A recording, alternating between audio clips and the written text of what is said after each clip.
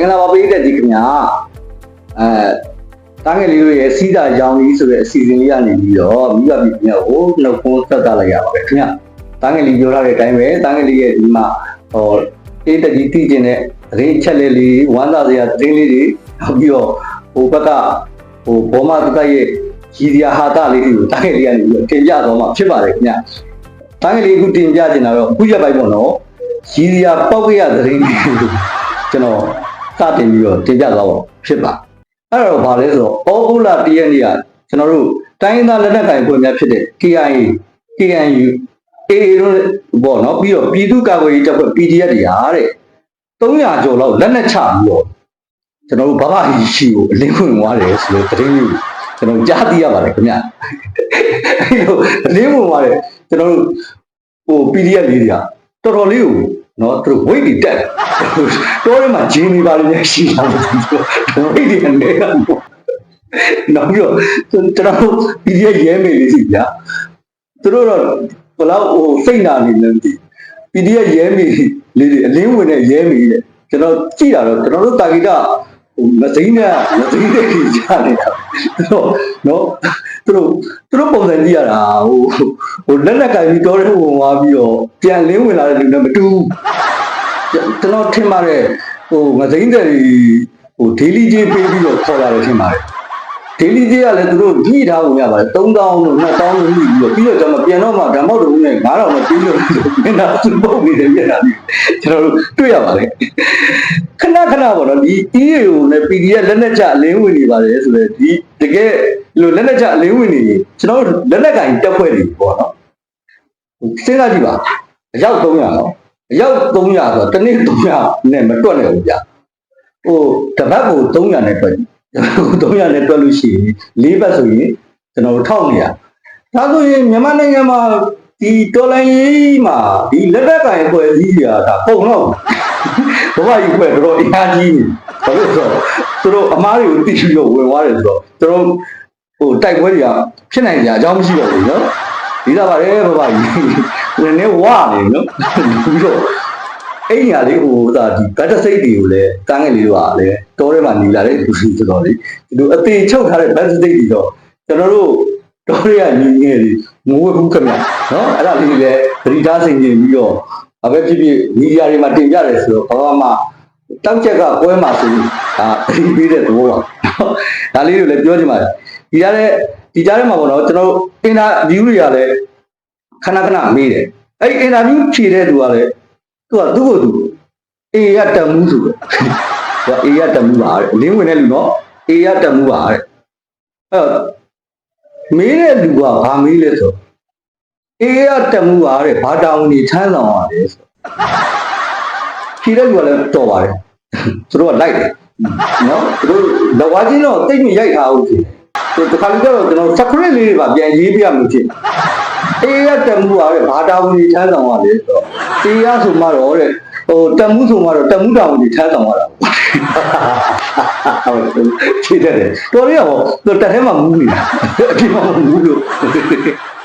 ဖြေတဲ့လူနဲ့မေးတဲ့လူကလည်းကွက်တိပဲကျွန်တော်တို့ဒါလေးဆိုဒါတင်ပြတယ်မှတ်သားလောက်တဲ့စကားလေးတွေပေါ့နော်ဒါကျွန်တော်တို့ကဘာမှသာစံနမူနာယူလို့ရတဲ့အင်္ဂါမျိုးမျိုးလေးတွေအေးရတမှုတယောက်အနေနဲ့ဘာအေးရတမှုတယောက်ကဘာလုပ်ရလဲဆိုတော့တမှုကဆိုမှတမှုလုပ်ရတာပေါ့မဆိုရှင်းလိုက်တဲ့ဖြေရနော်တမှုဆိုတော့တမှုတောင်းဝင်နေချမ်းဆောင်ရတာပေါ့ဒါပေါ့နော်ဒါသူတို့ဖြေတဲ့မိကုန်းလေးတွေတကယ်ကောင်းပါတယ်နောက်ပြီးလာသေးတယ်ဘာလဲဆိုတော့အေးရတဲ့ဘင်္ဂလားနေကြားဆောင်တက်ဆိုပဲကြောလိုက်တာကျွန်တော်စကားအနေပြီးတော့ရာဝဥလို့အဖွဲ့ရပြီပေါ့နော်ရာဝဥဆိုတော့ဒီမှာပါအားလုံးတော့နှစ်ဖက်ခြုံလို့လည်းခေါ်ကြတယ်ဗျဘာလို့ခေါ်လဲတော့မသိဘူးနှစ်ဖက်ခြုံလို့လည်းခေါ်ရာဝဥကနေပြီးတော့ဒါအေကိုပြောလိုက်တာဘင်္ဂလားနေသားဆောင်တက်ဆိုပဲအေမှာလည်းစကားလို့တဲ့နေသားဆောင်နဲ့တက်တယ်ရှိနေတယ်ပေါ့နော်အဲ့လိုရှိနေတယ်လို့သူကနေပြောလိုက်အဲ့ဒါလည်းပဲအေကတောင်းဝင်ရှိတဲ့ဆရာခိုင်တုကပေါ့သူ့ကိုလမ်းပေးတဲ့အခါမှာကျွန်တော်ရှက်ကပြန်ကွဲတော့တာတိုက်ချက်တွေကွဲပြန်တိုက်ချက်တွေကွဲဘာလို့ကြာခိုင်ကဘာပြေးလိုက်လဲတော့ပောက်ပြရတယ်ပါဗျာတဲ့အေးမာတဲ့အဲ့လိုတရင်တက်ဖွဲ့တွေလည်းမရှိပါဘူး အေးတက်ဖွဲ့ဝင်တွေရတယ်ဒီလိုမျိုးလက်လက်ချအလင်းဝင်တာမျိုးလည်းမရှိပါဘူးကျွန်တော်တို့ဘဘကြီးရဲ့သားသမီးတွေပေါ့ဘဘကြီးရဲ့သားသမီးတွေရတာတရင်တက်ဖွဲ့လိုက် AAC မှာအလံပြူထောင်းခါတက်အလံပြူရှိသူတို့ကဘာလုပ်ရလဲဆိုတော့ကျွန်တော်ဖောက်ဘူးလေးချောင်းပြီးတော့ဝင်တာအားလုံးဒီမှာကျွန်တော်လည်းတွေ့တယ်ခဏခဏဖောက်ဘူးလေးထောင်း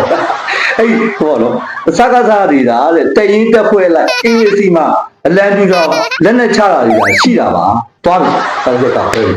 အဲ့ဒါပြောတာဟောဒီဘောမမီဒီယာတွေကတော့သူတို့ကနေရောအပိုင်ပဲတွက်ထားတာဟာလူအင်အားအယောက်300ချပြလူရိုက်ရသူကြည့်ရနောက်ပါလေဆိုင်ကားမတယောက်ပါတယ်ကျွန်တော်တို့ဒီဆိုင်ကားမတယောက်ပါတယ်အဲ့ဒီလင်းဝင်နေတယ်မှာကျွန်တော်တို့ဒီလက်ရှိရက်ကွက်ထဲမှာဆိုင်ကားနေတဲ့လူတယောက်တော့ပါသေးတယ်ပြောတော့ဒါပါတော့တော့စကားစားဟာတဲ့ဒီလိုမျိုးအချက်မရှိလုံးပြန်ဝါရဖြန့်တာဒါကတော့အချိန်ကြီးပဲပေါ့နော်ရှင်းမှာလဲကျွန်တော်တို့ရဲ့ဘောမမီဒီယာတွေရဲ့ဘောင်းကင်ဖခင်ကြီးလို့ပြောရရတယ်ကျွန်တော်တို့ဘဘကြီးရဲ့တပည့်ဇော်မဲလုံးဇော်မဲလုံးတယောက်ကဒီလိုပဲအချိန်ချင်းလိန်နဲ့ဘာဖြစ်သွားလဲလိန်နဲ့ဂိန်သွားတာပါပဲနော်ကျွန်တော်တို့လိန်နဲ့ပဲအဲ့လိုဂိန်သွားတာရှိပါတယ်ဒီတည်းကျွန်တော်တို့တိအောင်ပြောရမယ်ဆိုရင်တော့ဒီကတော့ကျွန်တော်တို့ရဲ့ဇွတ်တမရာကြီးမာလာဒီလူတွေကခေါ်တယ်ပေါ့မာလာတစ်ချက်ကြီးဟာ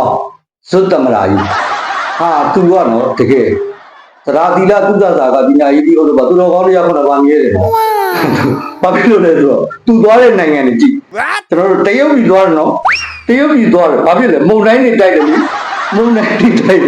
န်တိုင်းတွေတိုက်ရေကြီးတယ်နော်တောက်ချောက်ကြီးတယ်နော်လိုင်းပေါ်မှာကြည့်လိုက်တရုတ်ပြည်ကြောင်းပဲတရုတ်ပြည်တမန်ကြီးရောဘာဖြစ်သွားလဲသူတော်ကောင်းတရားခုနပါနဲ့မြဲတယ်ရေကြီးတယ်နော်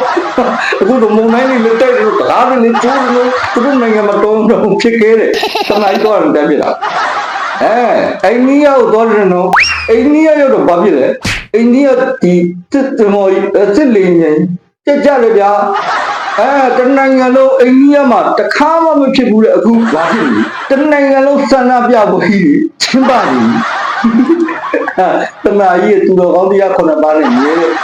ဘောနော်ဒါသူရဲ့သရာတိကသုဒ္ဓတာကပညာကြီးဥဒ္ဓဘာသူတော်ကောင်းတရားခုနပါမြဲတဲ့တမန်ကြီးရဲ့တွာလာကြီးခီးတွေမှာဖြစ်တဲ့ပြဿနာဒီလိုပဲထိုင်းကိုပထမတစ်ခေါက်ရောက်တယ်အဲ့မှာဘာဖြစ်သွားလဲဆိုတော့ကျွန်တော်ဝင်ကြီးတို့ပြေထုံနဲ့နော်ပြုတ်သွားတယ်ပြုတ်သွား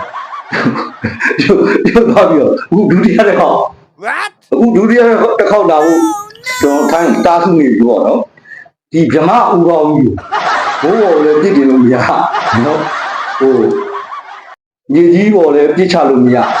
ဘလူးမကြီးကကင်တာသူ့တော့နှစ်သမီးကတော့မကင်တော့ဘူးဘလူးကြီးတော့ကင်တော့သူ့ဥကောင်းဒီဗြဟ္မဥကောင်းကြီးပေါ့နော်ဒီ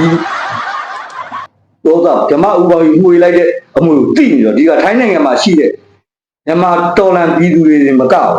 ထိုင်းနိုင်ငံကပြည်သူတွေရပါတော့နော်မြန်မာတွေနဲ့ပေါင်းအခုတည်းဆန္ဒပြနေကြ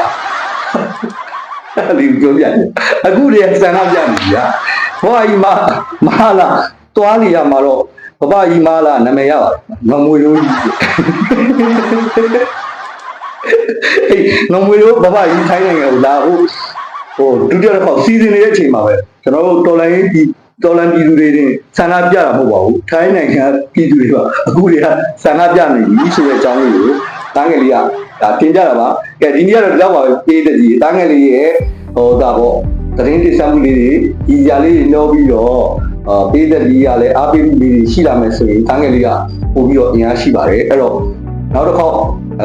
တန်းငယ်လေးလွှင့်တဲ့ခါကျရင်လည်းဒီလိုຢာလေးတွေနဲ့သတင်းလေးတွေနဲ့တင်ဆက်ပေးပါမယ်ဆက်လက်အားပေးကြပါဦးခင်ဗျာ